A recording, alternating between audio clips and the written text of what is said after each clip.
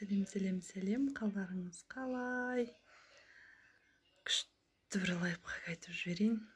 Үнемі жақсы көңіл күйде жүру үшін, жақсылықты көру үшін, жақсы нәтижелер болып, тез жақсылыққа жеткіңіз келетін болса, күн сайын 3 жақсы нәрсені жазу керек екен.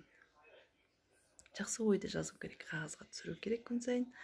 Сол кезде ми автоматом күнде дағдыланып, тағы не жақсылық болар екен деп, адамға жақсылықты тарта береді дейді. Эксперимент жасап көріңіздер. Пайдасы тисін, игіліктеріңізге жарасын. Бай болғыңыз келсе солай байлықты жаза беріңіз. Ақылды болғыңыз келсе ақылдылықты, аурудан сауыққыңыз келсе денім сау деп. Мидың